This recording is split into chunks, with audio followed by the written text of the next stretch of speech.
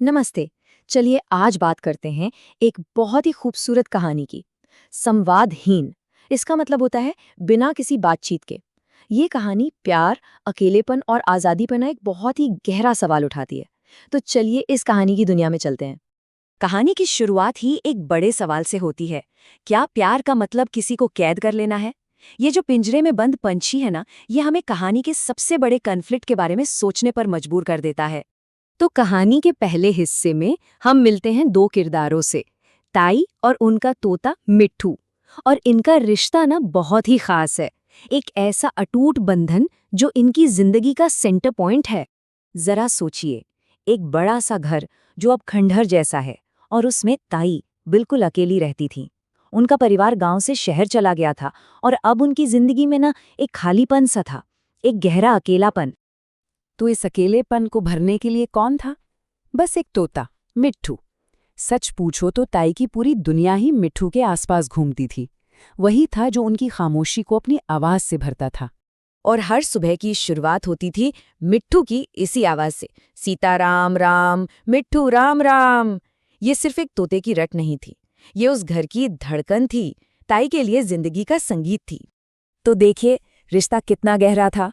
ताई के लिए मिट्ठू जीने का सहारा था, और मिट्ठू के लिए, खैर, मिट्ठू के लिए तो ताई ही उसकी पूरी दुनिया थी। पर यहाँ एक बात सोचने वाली है कि मिट्ठू की दुनिया थी कितनी बड़ी, सिर्फ वो पिंजरा। और अब कहानी में आता है एक ट्विस्ट।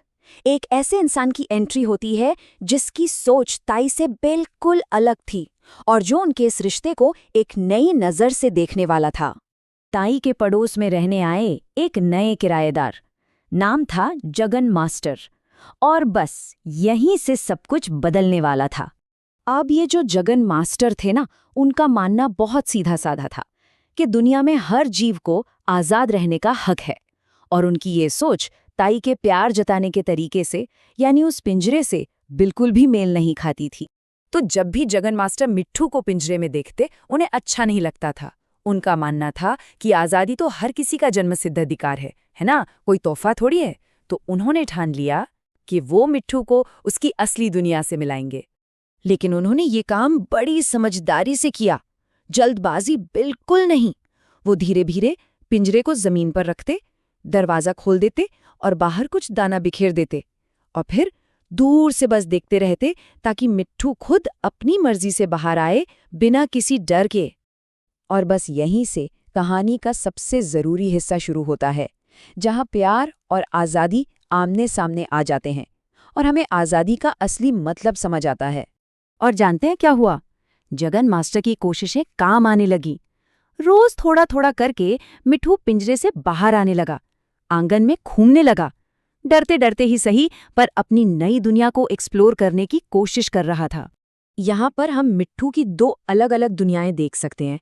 एक तरफ पिंजरे की वो सेफ लेकिन छोटी सी दुनिया, और दूसरी तरफ खुला आसमान और उसके जैसे दूसरे पंछी, उसका अपना परिवार। और फिर एक दिन वो हो ही गया जिसका जगन मास्टर को इंतजार था। मिट्टू ने हिम्मत की, एक लंबी उड़ान भरी और सीधा जा मिला आसमान में उड़ते दूसरे तोतों के झुंड से। फाइनली वो आजाद था। और ताई, जब उन्होंने मिट्ठू को ऐसे आजादी से उड़ते देखा, तो उन्हें दुख नहीं हुआ, बल्कि उन्हें कुछ समझ आया। उनके चेहरे पर अब वो वाला प्यार नहीं था जो किसी को अपना बनाना चाहता है, बल्कि एक गहरी समझ थी। उसी पल ताई को एहसास हुआ कि उनके साथी को अपना असली साथी मिल गया है, और वो साथी ये खुला आसमान है। उन्हें समझ आ गया कि सच्चा प्यार किसी को बांधने में नहीं, उसे जाने देने में है। लेकिन कहानी यहाँ खत्म नहीं होती। असल में यहाँ से तो एक नए और ज्यादा सच्चे रिश्ते की शुरुआत होती है। एक नई सुबह होती है। पिंजरा अब खाली रहता था, लेकिन रिश्ता वो नहीं टूटा था। मिट्ठू अब अपनी मर्जी का मालिक था, पर वो ताई को भूला नहीं था। वो रोज उनसे मिलने आता था, अपनी मर्जी से। अब सब कुछ बदल गया था। ताई उसे प्यार से बुलाती, मिट्ठू आ, और वो उड़कर उनके पास आ जाता, उनके हाथ से दाना खाता। अब कोई जबरदस्ती नहीं थी, सिर्फ प्यार और अपनी मर्जी थी। तो आखिर में उनका जो प्यार था, वो किसी चीज पर कब्जा करने वाला प्यार नहीं रहा, वो एक कनेक्शन बन गया। एक ऐसा रिश्ता जो दूसरे की आज़ादी की, उसकी खुशी की इज्जत करता है। तो ये कहानी हमें एक बहुत बड़े सवाल के साथ छोड़ जाती है कि सच्चा प्यार क्या है।